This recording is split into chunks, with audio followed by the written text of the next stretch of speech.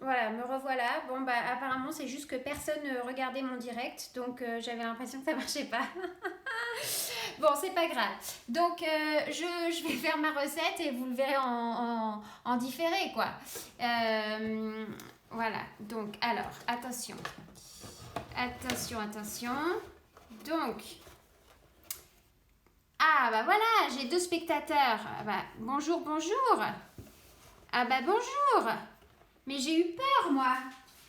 J'ai cru que mon direct il marchait pas. Donc mon direct marche. Je vais m'asseoir et je vais vous expliquer. Ouf, ça marche. Bon, alors, donc du coup, la recette, c'est une recette de cookies au chocolat avec beaucoup de chocolat. Et, euh, et la recette est inspirée d'une recette de Thomas Keller. J'expliquais ça dans la partie antérieure que vous avez ratée, peut-être parce que vous êtes arrivé un peu en retard. Donc en fait, Thomas Keller, c'est un super chef. Je ne sais pas si vous le connaissez. J'ai plusieurs livres de lui et toutes les recettes que j'ai testées sont exceptionnelles. Donc, j'ai décidé de m'inspirer de sa recette de cookies parce qu'il faut quand même faire confiance au grand chef. Et j'ai jamais fait ses cookies, donc par curiosité, j'ai décidé de m'inspirer d'une de ses recettes pour faire mes cookies au chocolat. Donc, c'est un challenge lancé par Galimini Patis, qui est une super Instagrammeuse et super pâtissière, jeune et super douée, que je suis avec grand intérêt parce qu'elle fait toujours des photos exceptionnelles de ses réalisations. Donc mon challenge, c'est de participer à son challenge qui consiste à faire des cookies délicieux. Donc j'espère que je vais y arriver. Je pense qu'avec la recette de Thomas Keller, je ne vais pas avoir trop de mal. Donc, je vais vous expliquer les ingrédients. On va avoir besoin, même si vous n'êtes pas avec tout ça sous la main, vous pouvez... je vais essayer de conserver la vidéo cette fois-ci pour la mettre dans mon IGTV. Et comme ça, vous pourrez la regarder plus tard et réaliser la recette avec moi plus tard. On va avoir besoin de, d'abord, mes ingrédients secs. 190 g de farine. Moi, j'utilise une farine de force moyenne avec environ 10% de protéines. Pour savoir combien de protéines votre farine a, vous regardez ses ingrédients, sa valeur nutritionnelle. Il faut qu'il y ait 10 g de protéines pour 100 g de farine. C'est très simple. En fait, c'est le taux de gluten de votre farine et ça détermine comment elle va réagir avec la cuisson et quelle texture ça va donner aux cookies, etc. Donc voilà, ça c'est une farine de force moyenne. C'est pas une farine tout usage qui a généralement un peu moins de protéines, environ 9%. Et une farine plus forte, comme celle pour faire du pain, par exemple, qui en a par exemple 11%, voire 12% même des fois. Donc la mienne c'est entre les deux. Ensuite j'utilise, donc on a 190 g de farine que j'ai mélangé avec 60 g de cacao en poudre pur, donc sans sucre ajouté. Moi j'utilise une marque espagnole, mais vous pouvez utiliser le fameux Vanuten ou du cacao en poudre bio, voilà. C'est pas du cacao cru, c'est du cacao qui a été traité, qui est un petit peu moins amer du coup et un peu plus foncé en couleur. Le cacao cru en poudre, il est un peu plus clair et un peu plus amer. Mais c'est comme vous voulez, hein, si vous utilisez du cacao cru, ça marche aussi. Ensuite, on va rajouter 2,3 g de bicarbonate. Le bicarbonate, c'est un peu comme la levure chimique, sauf que c'est pas de la levure chimique, d'accord. On l'utilise beaucoup, on appelle ça en anglais le baking soda, donc on l'utilise beaucoup pour faire des cookies ou des biscuits comme ça, souvent en combinant aussi avec de la levure chimique. En fait, la levure chimique, ça a aussi, il me semble, de l'acide citrique. Donc c'est à peu près la même chose, mais avec de l'acide en plus. Et le bicarbonate, il n'y a pas d'acide citrique. Voilà. Si je dis des conneries, vous pouvez me corriger, hein, parce que Alors, je vois des commentaires. Oui, la farine T55, ça marche. Je vais regarder. Pardon, hein, je me connecte sur le téléphone pour voir vos commentaires parce que je sais pas si je peux d'ailleurs. Ok, d'accord. Non, je veux voir le direct. Non. Ok, c'est pas possible. Donc je suis obligée de regarder comme ça, mais avec mon support, je sais pas si je peux. Moi je dirais T55. Ouais, pas T65, T55. Oui. Voilà, voilà. Donc je vous replace. Hello, hello. Alors, attends. Pas évident. Voilà. Donc, après mon bicarbonate, je reprends, je mets 3 grammes de sel. Je mets du sel fin, comme ça il se répartit mieux dans ma pâte. Voilà. Alors, mes 3 grammes de sel, j'ai tout pesé en amont. Pour peser les ingrédients où il n'y a pas beaucoup de quantité, j'utilise une balance de précision. C'est sympa en pâtisserie. Ça coûte pas cher et puis quand même c'est mieux que les autres balances plus grosses et moins précises, surtout quand on veut mettre 2,3 grammes, genre la gélatine, l'agar-agar ou même le bicarbonate ou le sel. C'est très précis et c'est sympa. Voilà, donc ça c'est mes ingrédients secs. Donc on a 190 g de farine, 60 g de cacao, 3 g de sel et 2,3 g de bicarbonate. Ensuite, on a les sucres. On fait un mélange de sucre et de miel. Donc il y a 2 types de sucre. Il y a un sucre roux complet, non raffiné. Moi j'utilise celui-là. Voilà, c'est une marque bio.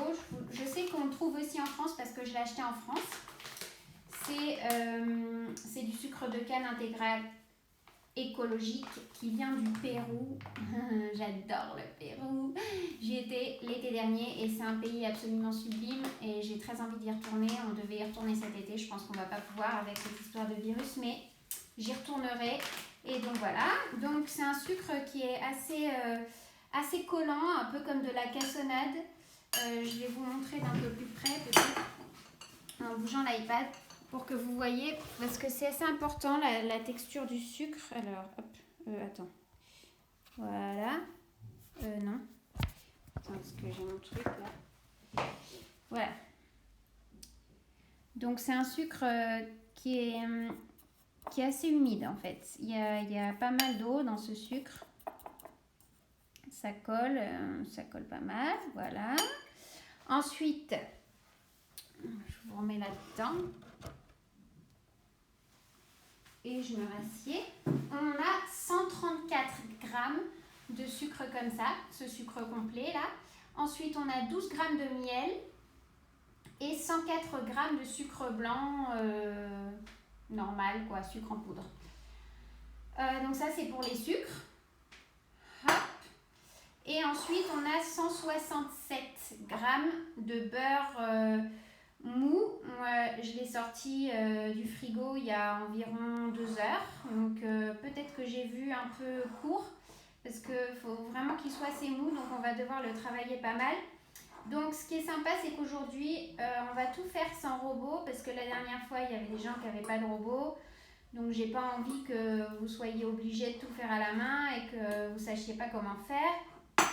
Voilà, donc le principe, c'est très simple. On va crémer le beurre, ça veut dire qu'on va l'écraser, lui donner un peu de texture. Donc on va faire ça avec une grande cuillère. Ce sera quand même un peu plus simple qu'avec la fourchette. Je voulais d'abord le casser un peu. Voilà, donc vous voyez bien là. Oui. Donc en fait, je malaxe mon beurre pour qu'il soit... On va enlever la... Voilà. Et la chaise. Ok, donc je malaxe mon beurre.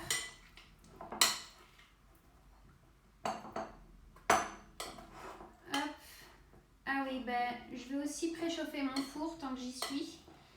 On va le préchauffer à 165 degrés avec la chaleur en haut et en bas. Bon, je vous amène. Hello. Alors, oui, beurre pommade. Oui, exact. Alors, hop. Moi, mon four qui est très précis, comme vous pouvez le voir. Je le mets à 165, voilà. Hop. J'allume mon... C'est bon. C'est pour faire mon rôti que j'allume, mais comme ça fait du bruit. Oui, c'est bien beurre pommade.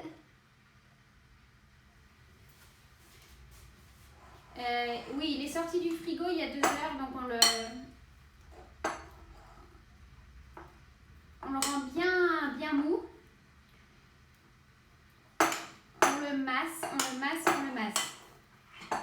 Ensuite, une fois qu'on a notre beurre qui est bien malaxé comme ça, on rajoute le bol avec le sucre et le miel, d'accord? Hop.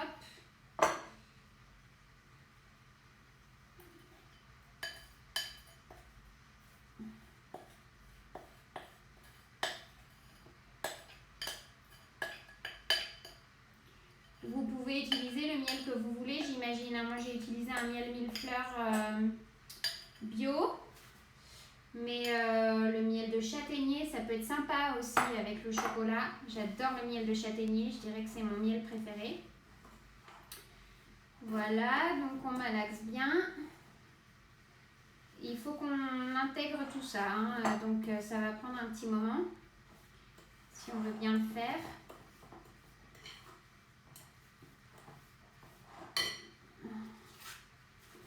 Ça, c'est la liste des ingrédients, mais je la retire. Hein.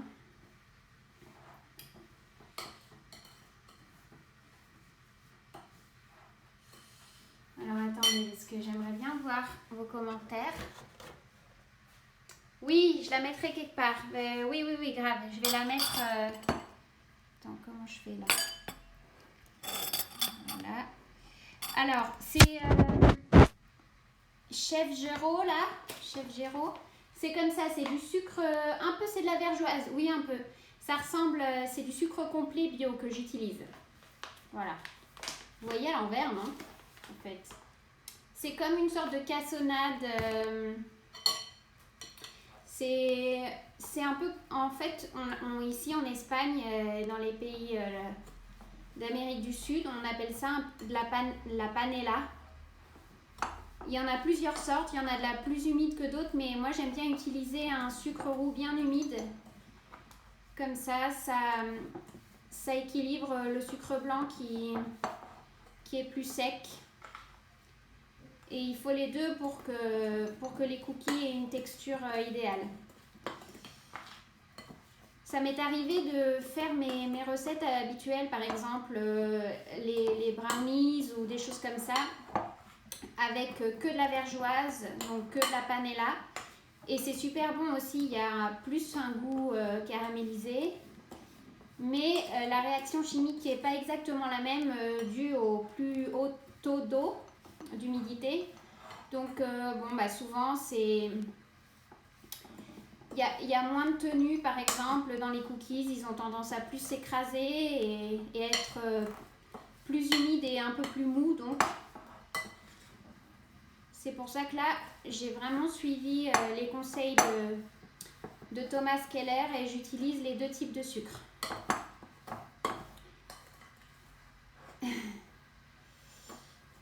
Voilà, donc...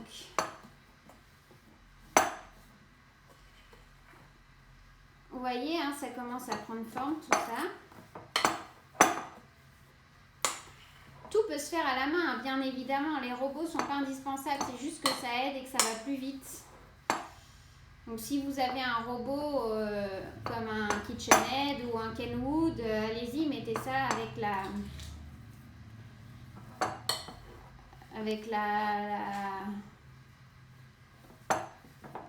le truc pour faire des gâteaux, des pâtes à gâteaux, le K. Même celle avec la gomme, je sais plus comment ça s'appelle. Je perds mon français, hein, tout ça. Mais aujourd'hui, c'est en français, comme vous voyez. Bon. Voilà. Bon. Attendez, je vous remets comme ça. La feuille, merci. Alors, comme ça, vous voyez bien. Par contre, moi, je vois pas super bien vos commentaires. Du coup, vu que vous êtes dans mon super support boîte de biscottes découpées. Voilà. Bon. Une fois qu'on a ça, on rajoute, on fait bien les bras. Hein. On va rajouter la farine, le cacao, bicarbonate et sel. Là, je tamise pas. D'accord, je fais tout un peu à l'arrache. Mais je pense que ça va le faire quand même. Ça va être assez sec.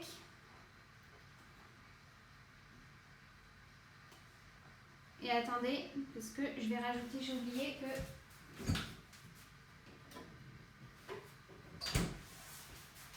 l'œuf. Donc je rajoute l'œuf aussi. C'est un œuf assez gros, celui-là,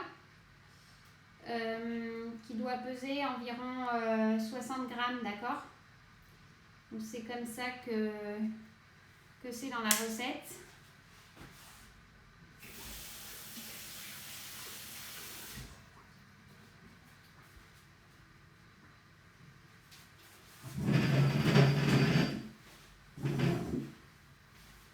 Donc, on a rajouté l'œuf et on rajoute la farine avec le cacao.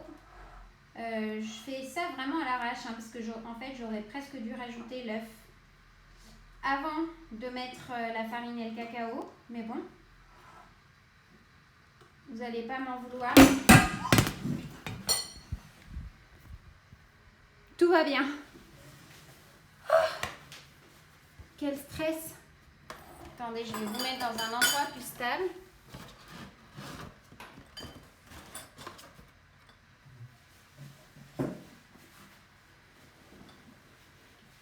Un peu plus.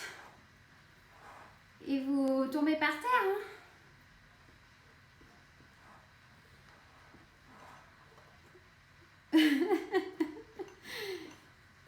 Alors, ça m'a l'air bien sec tout ça. C'est peut-être normal. On va insister avec notre cuillère. Attends, je me lève, ce sera plus simple. Bon, c'est la première fois que je fais cette recette, donc je découvre en même temps que vous. Hein. C'est comme la dernière fois avec le gâteau de la Galice.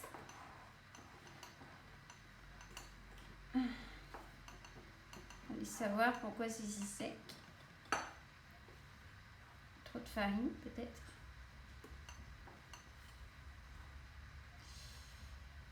C'est bien la recette de Thomas Keller. C'est sûrement parce que j'ai des petits bras et pas très puissants et que avec un robot ce serait nettement plus... Vous en êtes au même point que moi ou quoi? Vous aussi c'est sec comme ça chez vous?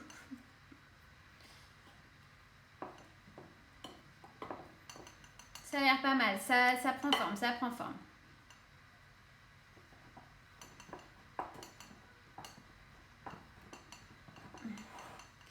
Petit à petit.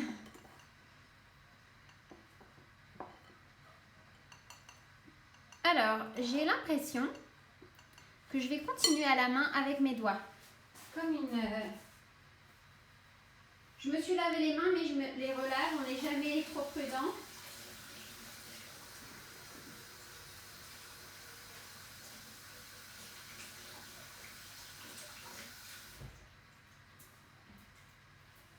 Allez, on va se faire plaisir là. utilisez du papier quand vous lavez les mains en ce moment. J'enlève ma montre. C'est parti mon kiki. Ah, parce que là, je pouvais y passer des heures à ce truc avec la cuillère. À la main, ça va aller plus vite déjà, je le sens.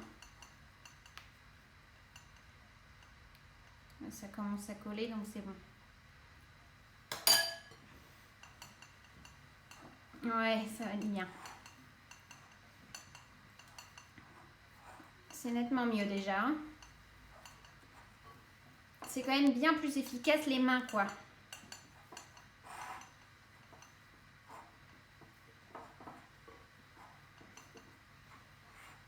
Oh là là, ça va être noir de noir, tout ça, ça va être super.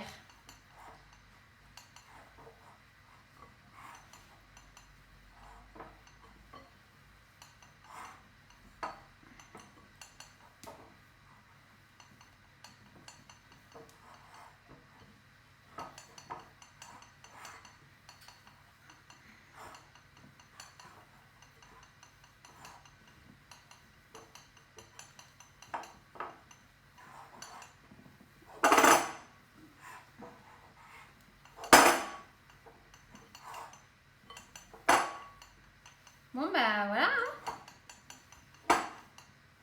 Ma pâte à cookies est prête. Donc comme vous pouvez le voir, ça a une texture pas mal. C'est quand même assez compact.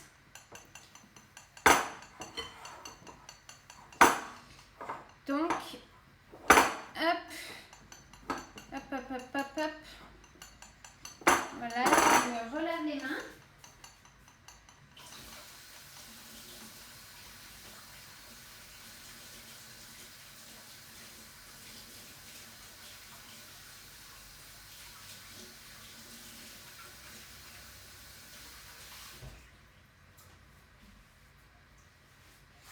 Et cette pâte,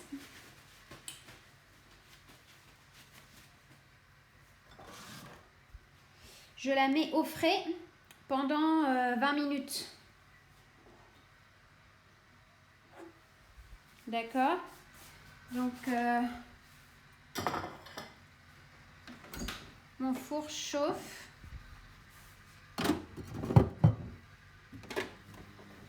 Voilà. Donc, j'ai mis ma pâte au frais. Je vais la mettre peut-être un petit peu moins de 20 minutes parce que je trouve qu'elle était quand même costaud. Et en plus, mon four est chaud là. Donc, je vais en profiter. Je vais utiliser la chaleur du four. Donc, on va dire, allez, environ... je vais la mettre, allez, jusqu'à 35. Donc, 5 minutes. Bah, entre 20 et 5 minutes.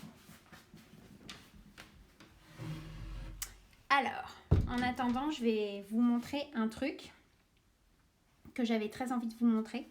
Parce que je trouve que c'est sympa de se donner des petits trucs de pâtissier, de blogueur, tout ça. Donc, j'avais envie de vous montrer où est-ce que je fais mes photos. Et avec quel appareil photo aussi, avec quel objectif. Donc... je vais d'abord fermer la porte pour pas embêter mon chéri qui travaille. Voilà. Et donc voilà. Donc je vais vous montrer. Coucou, ça va bien, merci. Alors, donc ça, je vais vous retourner. Voilà. Donc là, on est dans mon salon en fait. Voilà, voilà. Il y a des belles plantes. Il y a un vélo pour faire de la gym. Il y a du linge, il y a un chat qui dort, toujours au même endroit, un bébé. Bébé, comment ça va mon amour?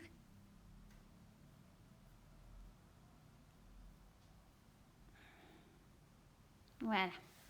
Bon, donc, voilà, ça c'est la table en bois que j'ai achetée d'une amie à Munich.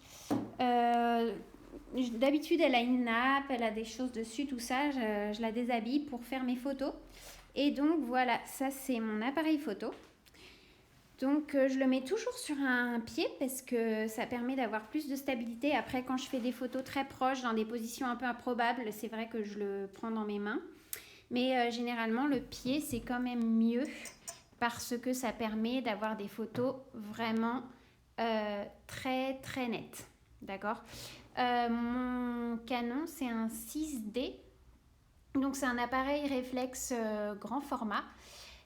C'est en fait un petit peu l'équivalent du 5D qui est très connu et tout ça, mais en moins cher et en plus compact. Et ça reste quand même un grand format, donc c'est vraiment chouette parce que ça permet d'avoir des photos avec beaucoup de lumière, avec très peu de profondeur de champ, etc. Le résultat est vraiment beau, hein, comme vous pouvez le voir d'ailleurs sur mon blog en toute modestie. Et puis dans mon livre, voilà. Et donc j'utilise pour les photos en général de pâtisserie, j'utilise un objectif macro 100 mm 2.8. Ça veut dire qu'il ouvre à 2.8 au maximum, ce qui veut dire que c'est vraiment une belle ouverture et que ça permet d'avoir pas mal de lumière. Après, moi, je ne suis pas photographe, hein, je suis vraiment photographe amateur. Donc, je ne vais pas vous faire un cours de photographie. Il faudrait d'abord que j'en prenne un moi-même. Mais avec la pratique et tout ça, on s'en sort pas mal. Je suis à Madrid. Je vois qu'il y a quelqu'un qui me demande où je suis. Et je suis à Madrid, dans un quartier sympa. Attendez, c'est le quartier qui s'appelle Embajadores. Voilà. J'ai une belle terrasse. Et là, voilà, c'est la Ronda de Valencia. Bon, donc voilà. Donc généralement, je baisse un peu les rideaux. Comme ça, j'ai une lumière légèrement plus tamisée, pas trop de reflets sur la table. La table, ça permet d'avoir un beau fond noir. Alors après, là, vous ne pouvez pas voir, mais bon, quand même, quand je vise, j'ai des reflets des fois, donc j'essaye de changer les angles et tout ça. J'utilise, moi, le mode ouverture, donc AV, et j'ouvre à 2.8, hein, généralement, donc voilà. Donc après, la vitesse est automatique et aussi l'ISO automatique. Je ne fais pas des réglages très manuels parce que je ne suis pas une grande pro, voilà. Mais ça me permet quand même d'avoir des beaux résultats. Donc tout à l'heure, je vous montrerai comment faire, comment je fais mes photos. Voilà, si ça vous intéresse, bien sûr. Bon, donc voilà, on a fait un petit coucou à bébé. Et là, on va repasser en cuisine. Ça fait pas 5 minutes, mais presque, que ma pâte, elle est au frais. Voilà. Donc voilà. Alors, je vais vous reposer là-bas dans le coin en attendant.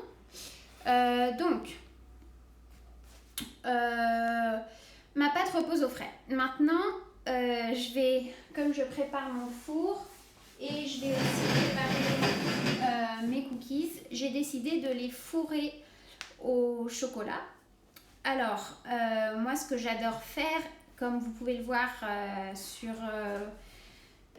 une des dernières photos que j'ai mises sur mon profil sur Instagram, j'adore les fourrer à la pâte à tartiner. J'ai un super truc qui consiste à congeler la pâte à tartiner au préalable avant de la mettre dans la pâte à cookies pour qu'elle reste liquide même une fois que les cookies sont cuits. Ça permet en fait de ne pas cuire la pâte à tartiner avec la pâte à cookies. Vu qu'elle est congelée, en fait, elle ne fait que décongeler quasiment. Et c'est super bon parce que quand le cookie est à température ambiante, la pâte à tartiner a sa texture originale en fait. Donc en fait, il suffit de mettre votre pot de pâte à tartiner au frigo jusqu'à ce qu'elle puisse être assez compacte, assez dure pour la manipuler. Vous en faites des petites boulettes que vous mettez sur une planche ou une plaque. Voilà, vous mettez ça au congélateur ou sur une assiette. sur une feuille de papier sulfurisé. Vous mettez ça au congélo et une fois que votre pâte à cookies est prête à fourrer, vous mettez la petite boulette, vous pouvez même en faire une plus grosse si vous aimez bien, au milieu de la pâte à cookies, vous l'enfermez et ensuite vous cuisez vos cookies. Comme c'est congelé, ça décongèle juste et ça ne devient pas, quand la pâte à tartiner est cuite, c'est dommage parce que ça perd son onctuosité. Et là, c'est pas le cas. Aujourd'hui, on va faire différemment parce qu'il me reste des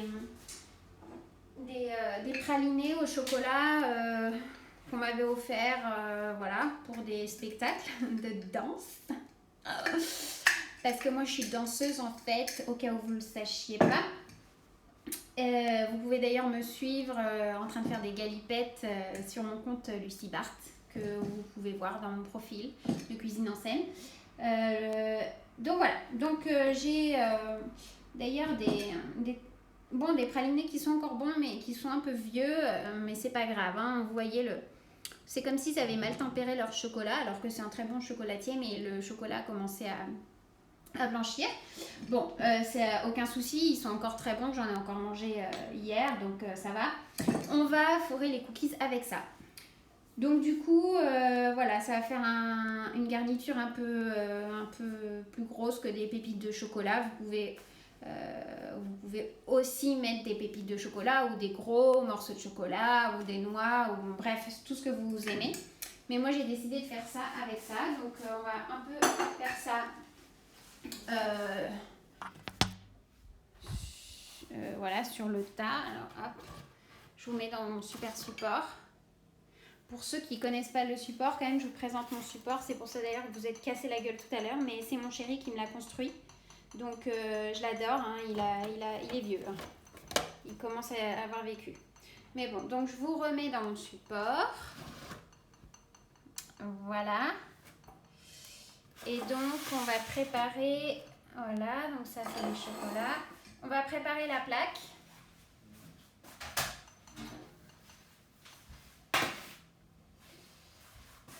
Et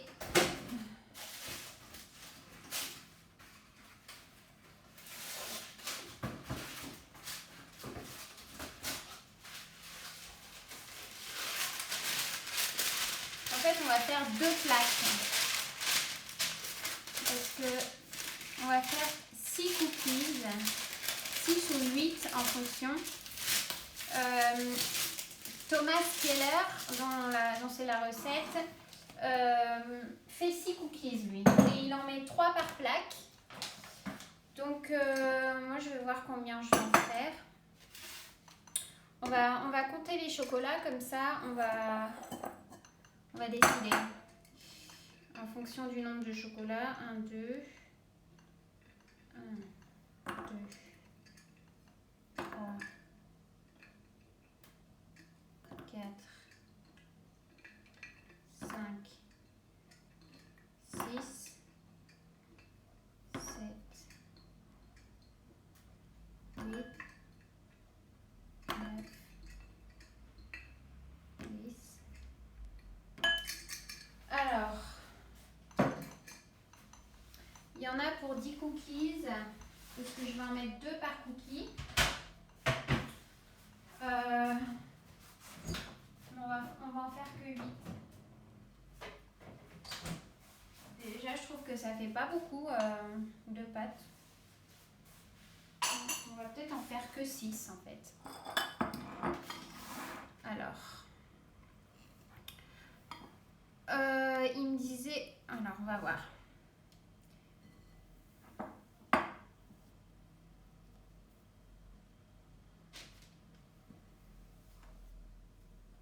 Ça fait des gros cookies, hein.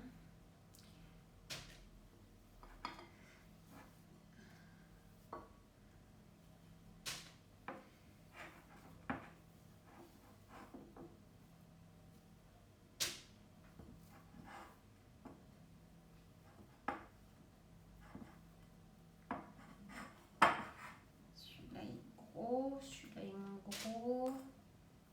Je fais au pif. Vous pouvez aussi peser la pâte. Vous pesez l'ensemble de la pâte et vous la divisez de manière équitable en pesant chaque portion. Là aujourd'hui on va faire ça de manière un peu plus approximative.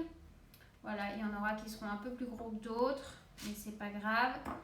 En général, j'ai l'œil, donc j'arrive quand même à faire des portions assez équitables. Voilà, on a 6 cookies. Donc ce que je vais faire, c'est qu'on aplatit un petit peu, comme ça. D'accord? On aplatit chaque machin.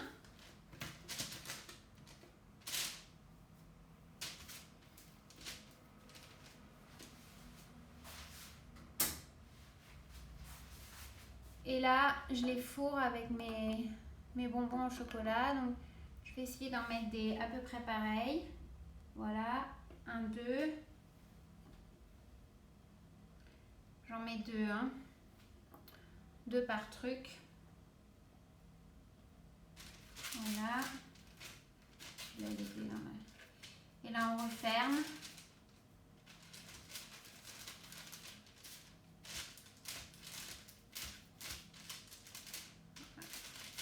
Donc,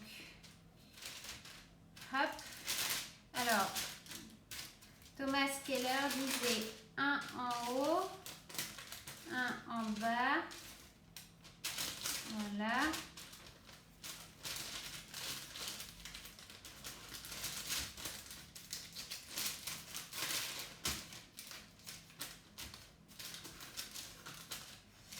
Et un vers le centre. Voilà. Ça va être gourmand tout ça, hein. Alors.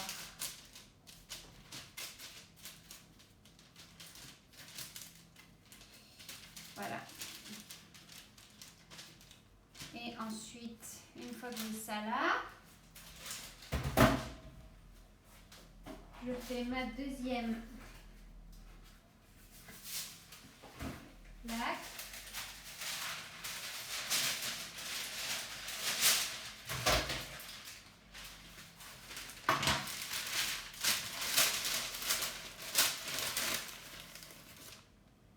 Alors, je retire les éventuels cheveux.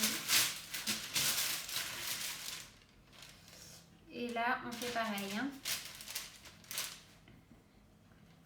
Voilà.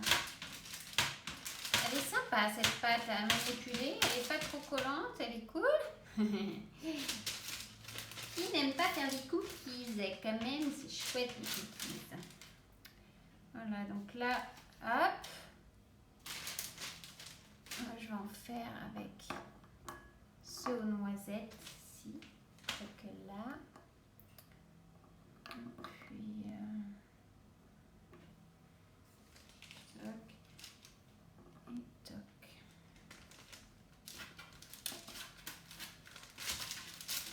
Alors.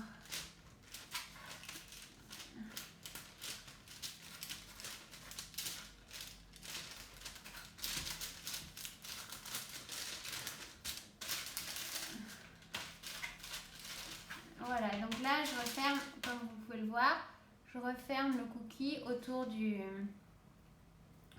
mes pralinés au chocolat.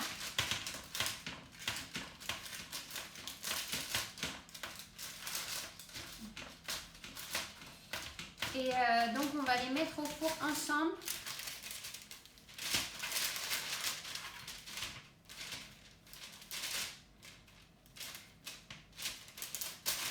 Et ensuite on va alterner les plaques.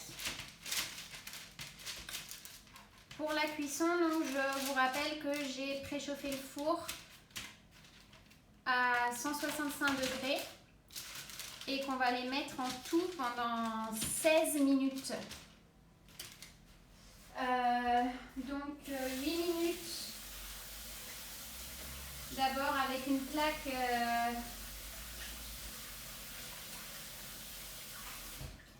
plaque au-dessus et ensuite on alterne les plaques.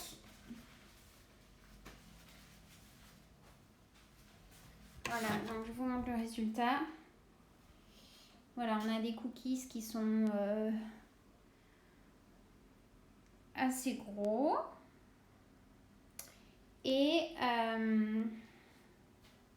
donc à 165 degrés pendant 16 minutes.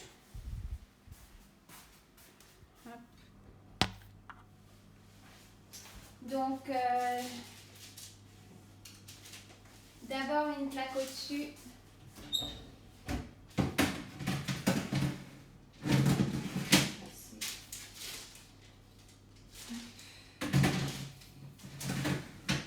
Voilà. C'est pas une température très forte, hein, mais bon, c'est normal. Je vous montre dans le four comment c'est.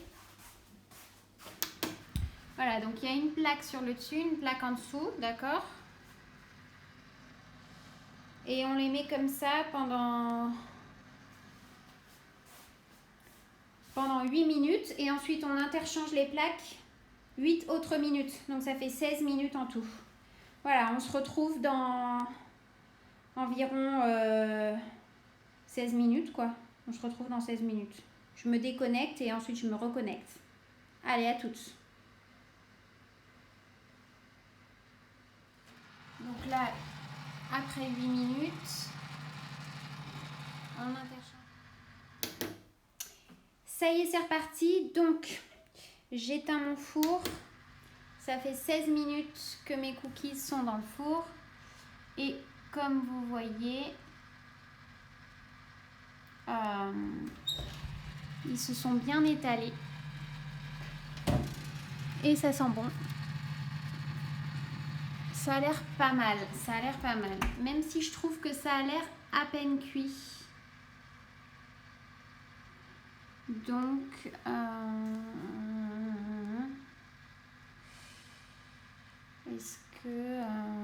comment ils sont ceux du bas?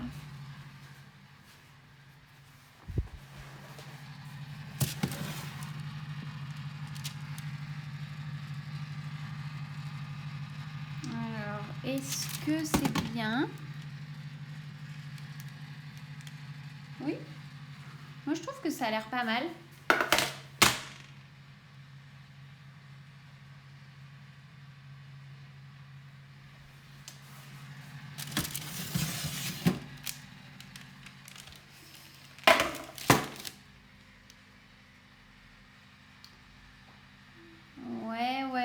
Ouais. C'est pas mal, c'est pas mal. Ça va être...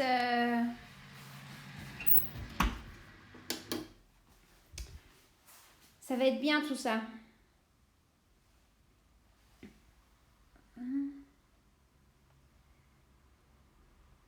Voilà.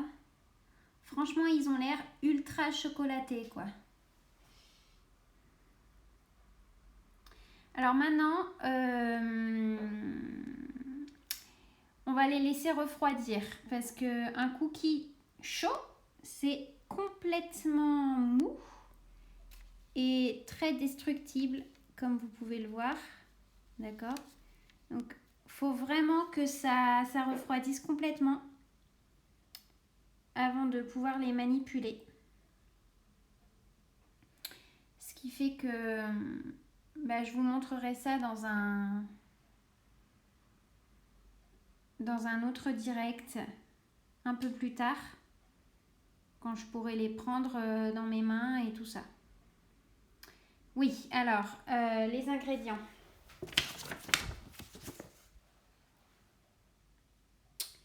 Donc, 190 g de farine, 2,3 g de bicarbonate, 3 g de sel et 60 g de cacao. On mélange tout ça dans un bol. Ensuite, 130 g de sucre complet. Vous pouvez faire une capture d'écran là, hein, si vous voulez. 130 g de sucre complet, 12 g de miel et 104 g de sucre blanc. On mélange ça dans un autre bol. Ensuite, on malaxe bien 167 g de beurre pommade. On rajoute le mélange d'œufs. On mélange. On rajoute un œuf, environ 60 g, donc un gros œuf. On mélange et on rajoute la farine, le cacao, bicarbonate et sel. On mélange, on malaxe tout bien à la main. On met ça au frais pendant 30 minutes. Moi, j'ai mis ça pendant 5 minutes au frais, mais bon. Et ensuite, on cuit, on divise en 6 boules qu'on garnit avec les chocolats de votre choix. Donc, moi, c'était des pralinés au chocolat. Et on met ça 16 minutes à 165 degrés, four préchauffé sur 2 plaques différentes. Donc, on les met dans le tiers supérieur et dans le tiers inférieur. Et on interchange les plaques après 8 minutes. D'accord ? Et ensuite, primordial,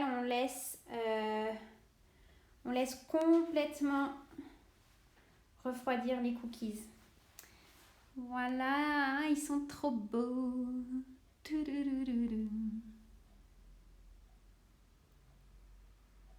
Ok.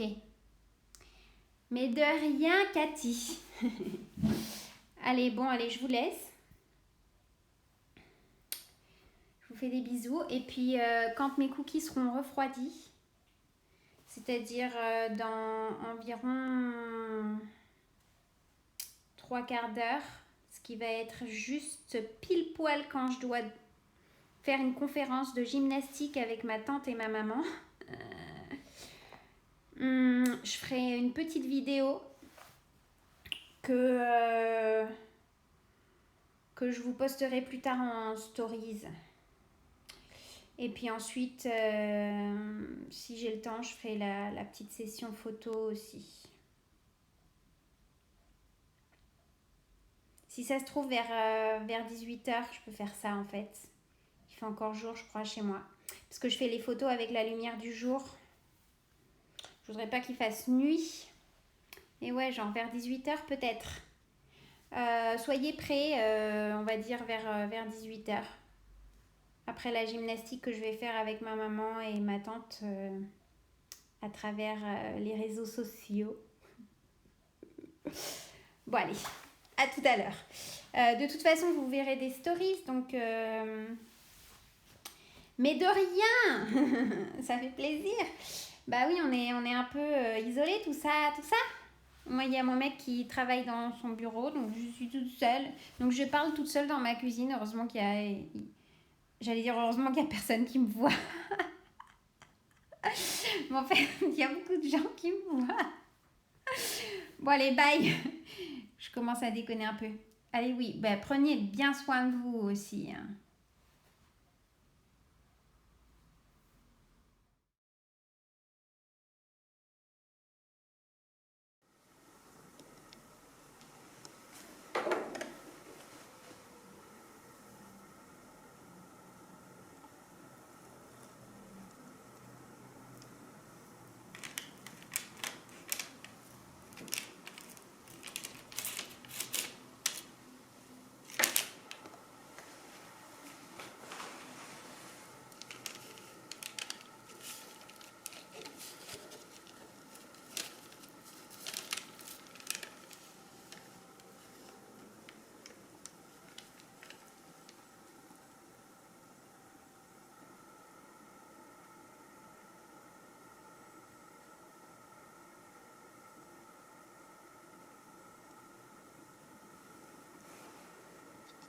Hello, donc voilà, me revoilà. Je voulais vous montrer le résultat des cookies. Donc, j'ai déjà découpé un cookie pour les photos, tout ça. Donc, je vais vous les montrer. Voilà. Donc ça, c'est les cookies qui ont refroidi. Voilà l'aspect de mon cookie. Et voici cookie coupé. Comme vous pouvez voir, c'est quand même très, très, très gourmand. Là, ils se sont un peu collés l'un à l'autre. Mais oh mon Dieu, oh mon Dieu, oh mon Dieu. Voilà, donc merci Gaëlle pour le défi cookie. Grâce à toi, j'ai découvert une recette de cookies de Thomas Keller, un peu adapté. Mon Dieu, mon Dieu, mon Dieu. Bon, bah, je vais devoir vous laisser parce que les cookies m'appellent. Bon, quand ils refroidissent, ils durcissent bien. Hein. Tout à l'heure, j'ai fait les photos vite fait, pendant qu'ils étaient encore un peu chauds. Mais franchement, ils sont nickel. La texture est parfaite.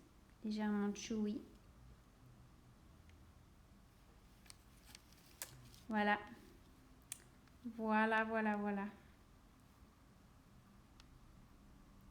Bon, allez. À plus tard, les copains. Bye.